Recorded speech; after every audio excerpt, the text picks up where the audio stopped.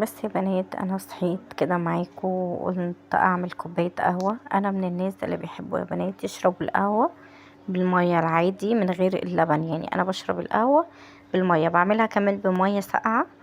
مش بعملها بلبن خالص، يعني انا ما بحبهاش باللبن. تمام. وهنا كنت خايفه الكوبايه تفرقع ولا حاجه، فكنت بصب اللي هو كده ايه بشويش يعني.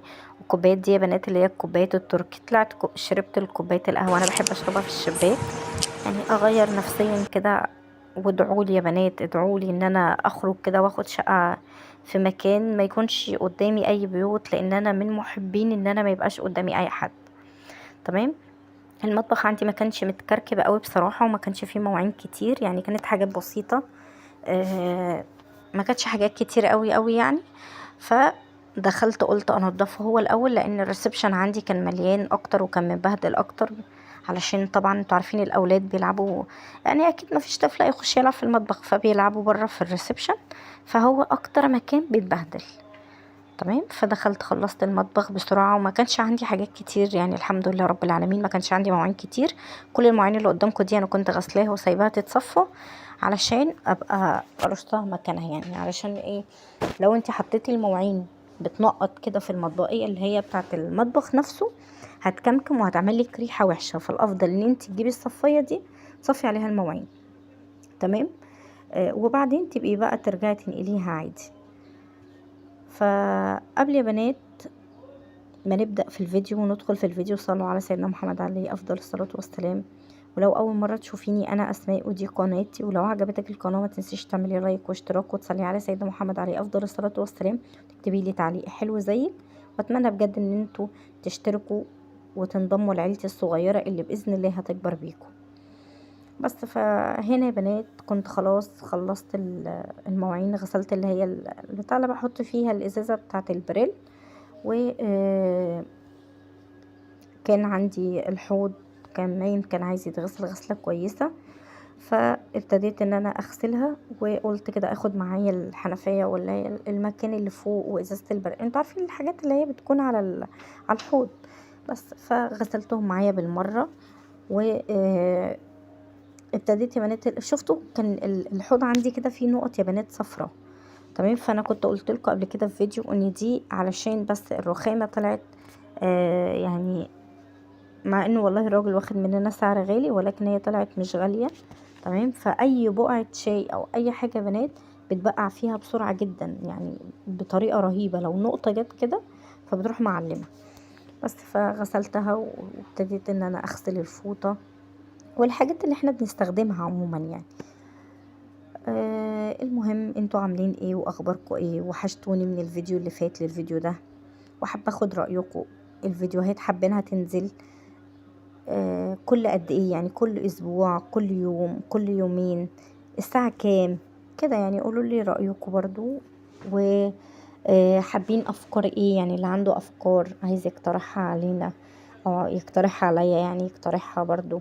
نتكلم في ايه؟ يعني مثلا نتكلم في المحتوى بتاع الفيديو، ولا نتكلم في حاجة خارج الفيديو؟ يعني مثلا زي مثلا بيجيلنا مشاكل على الماسنجر، او يعني من صحابي ولا كده، فتحبوا نتكلم فيها، ولا نخلينا في محتوى الفيديو؟ هنا البقعة اللي انا كنت بقول لكم عليها، اللي هي البقعة الصفراء اللي بتظهر على طول مجرد ما اي حاجة تلمس الرخامة، خلاص هي كده ظهرت يا بنات. وما بتروحش ابدا مهما جربت فيها كربونات وحاجات كتير قوي، هي ما بتروحش. تمام. فهنا كنت خلاص بقول لكم ان انا خلصت المواعين وخلصت المطبخ خالص، والمطبخ بقى نضيف ونقدر نستخدمه تاني يوم. الكارثة بقى يا بنات اني بعد ما غسلت الحوض ونضفته كويس جدا، طلعت ان انا ناسية البوتاجاز وناسية غطا حلة. فانا اصلا البوتاجاز كنت عاملاه قبلها بيوم. فقلت خلاص بقى، بما اني خلاص انا يعني تعبت ومش قادرة اعمل حاجة، فقلت اخده كده بالفوطة، ما هو كده كده نضيف. و يعني مش متبهدل قوي، لان انا كنت لسه غسلاه قبلها. فقلت يا بنات ان انا اوفر على نفسي طاقة واوفر على نفسي المجهود، وامسحه بالفوطه بس. تمام. انا كمان في الفيديو كنت يعني، لان انا اصلا كنت مسجله لكم صوت وانا يعني وانا بستخدم الحاجه او وانا بعمل الحاجه، فلكن طلع الصوت مش شغال. تمام. فكنت بحكي لكم كمان على البوتاجاز وبقول لكم نوعه ان هو يونيون اير. البوتاجاز كبير وكويس وكل حاجه، ولكن يا بنات الازاز بتاعه مش احسن حاجه. الازاز بيفرقع جدا. الازاز من اول شهر شهرين لقيت الازاز كله بيفرقع. فهو الفرن حلو، والفرن واسع وناره كويسه وكل حاجه، وفي شاشه ديجيتال والدنيا زي الفل، ولكن الازاز بتاعه يا بنات صراحه مش بيستحمل. تمام. فانا كنت بقول لكم هنا في الفيديو ان هو يعني هو مش بيلت ان ولا حاجه، لكن هو كان فيه ازاز، ولكن الازاز اتكسر لوحده كده ومعرفش ايه السبب. تمام. فدي القصه كلها، ان انا كنت بقول لكم ان هو اوحش حاجه فيه ان هو كله ازاز، والازاز ده بيتكسر بسرعه. تمام. وده بالنسبه ان انا عشان في واحده علقت لي في الفيديو اللي فات هو البوتاجاز بتاعك نوعه ايه، فانا قلت لها في الفيديو ده هو نوعه يونيون اير. ويا بنات هو حلو وكويس، ولكن الازاز بيفرقع بسرعه. اوحش حاجه فيه كده بصراحه. تمام. فهنا بقى نضفت البوتاجاز، وكمان خدت الصينيه قلت بالمره كده علشان لما نيجي ناكل عليها تبقى نضيفه وطبعا انتوا عارفين في اطفال، في اي حاجه بتقع منهم هيرجعوا ياكلوها، دول ما يعرفوش اي حاجه. وكمان هنا قلت لكم برضو على نوع التلاجة بتاعتي ان هي شارب، والنوع بتاعها كويس جدا، وهي 16 قدم. وبجد انا بحب الاجهزه بتاعتي وبحب كل حاجتي، حتى لو هي بسيطه، حتى لو هي قليله، حتى لو هي اي حاجه، فانا بحب حاجتي جدا. ربنا يا رب بس اهم حاجه يسترها علينا والله العظيم، وكل حاجه في حياتنا نعمه الحمد لله رب العالمين. كده يا بنات، كده يا بنات انا خلصت المواعين، وقلت بقى اغسل الارض بميه كده وصابون، علشان دي الحاجة الوحيدة اللي بتحسسني بجد بالنظافة، وان انا اغسل السيراميك كده بالفرشة او بالمقشة، عشان لو في اي حاجة لازقة فيها. انا بصراحة يا بنات ماليش في جو الشرشوبة والموب والكلام ده بصراحة يعني. انا غسيل عندي ونظافة يعني ادلق مية وامسح.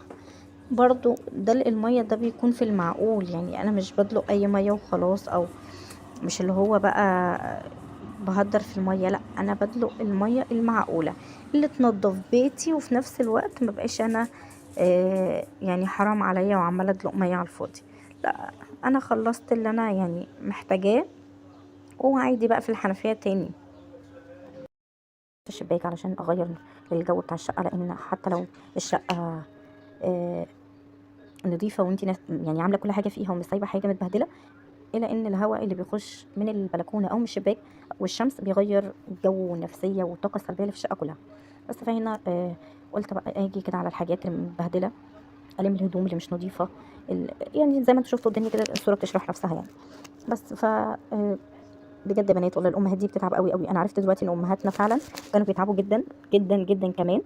فربنا يا رب يديهم العمر والصحه والعافيه يا رب العالمين، ويدينا احنا كمان الصحه والعافيه، ونقدر نكمل ونعافر لحد ما نربي عيالنا ولحد ما نعلمهم الصح من الغلط، ولحد ما نرتاح احنا نفسيا بعد كده ان شاء الله.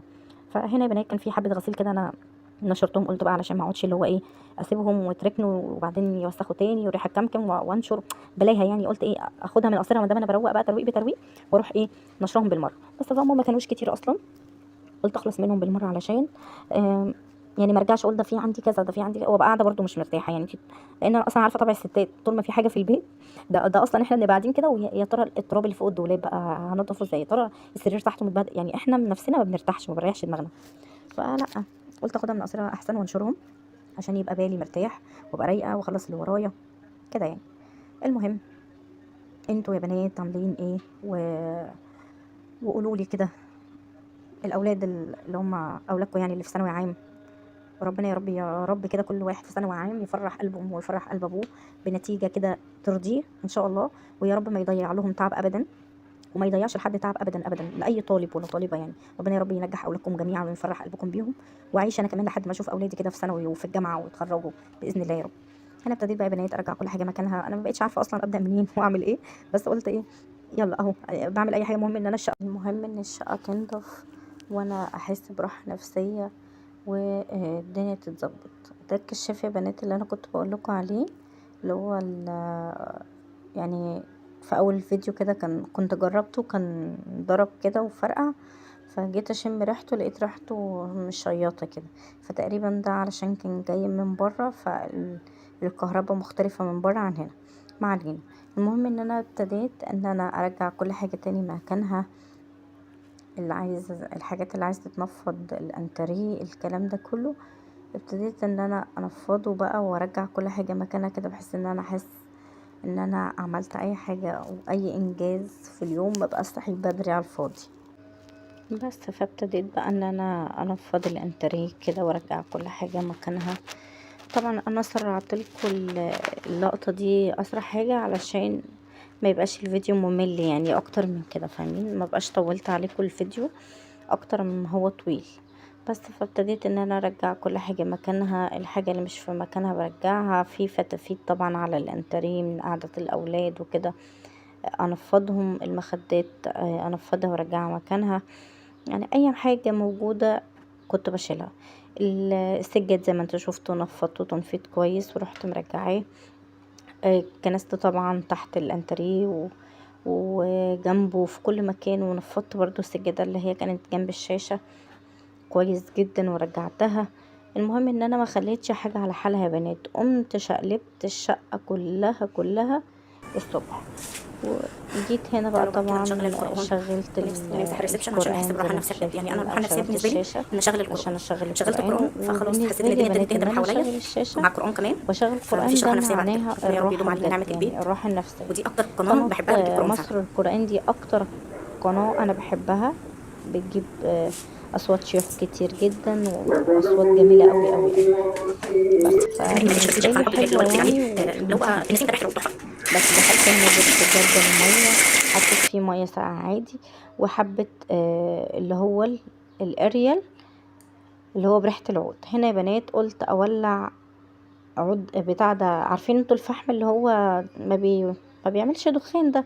قلت اولع واحدة كده لحد ما انضف الحمام معايا بالمرة، وبعدين اطلع ابخر الشقة، بحيث انه كده الشقة الريحة تبقى فيها كويسة، الحمام نظيف، المواعين مغسولة، كل حاجة تكون نظيفة.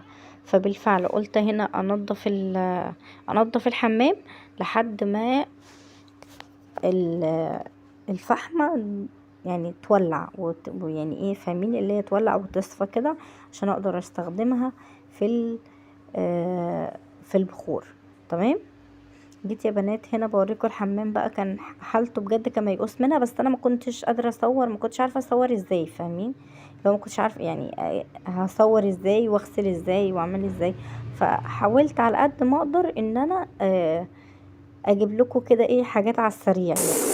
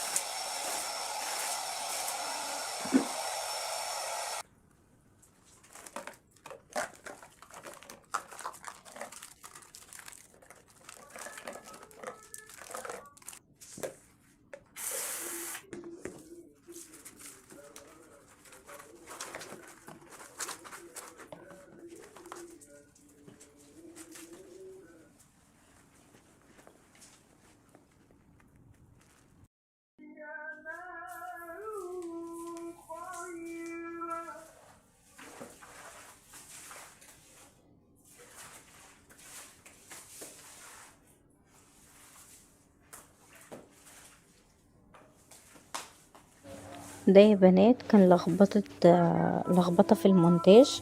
هو ده الجزء ده مفروض بعد ما انا كنست الريسبشن، وهنا كنت دلقت مية وكنت بمسحه، فدي لخبطة في المونتاج، سامحوني بقى. يعني اختكم لسه بتتعلم ولسه فاشلة في المونتاج وفي التصوير، بس ان شاء الله نتعلم مع بعض بقى واحدة واحدة يعني. بس نرجع بقى للحمام تاني ونسيبنا من اللخبطة اللي حصلت دي. خلاص انا كنت شطفت الحمام كويس، غسلته كويس، آه طبعا كنت بقفل الكاميرا زي ما قلت لكم، وبعمل حاجات لان انا لسه مش مدربه كويس ان انا اصور وكده، فكنت بقفل الكاميرا واغسل المكان كويس وانضف كويس، وبعدين افتح لكم تاني عشان اعرفكم اللي حصل المفيد يعني.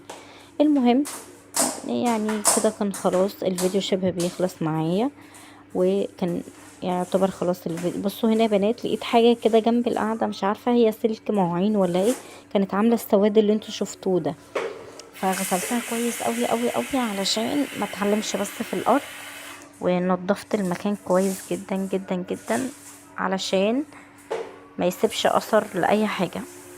المهم الفيديو كده كان بالنسبه لي كان خلاص بيخلص، وكانت الدنيا عندي الحمد لله الحمد لله الحمد لله نضيفه جدا جدا جدا، كانت كميه نظافه ما حصلتش.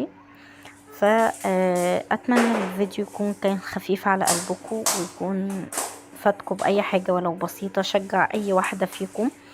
فأتمنى يا بنات لو الفيديو شجعكم وصلتوا لحد هنا، متنسوش تعملوا لايك واشتراك، واشوفكم الفيديو الجاي على خير، مع ألف سلامة.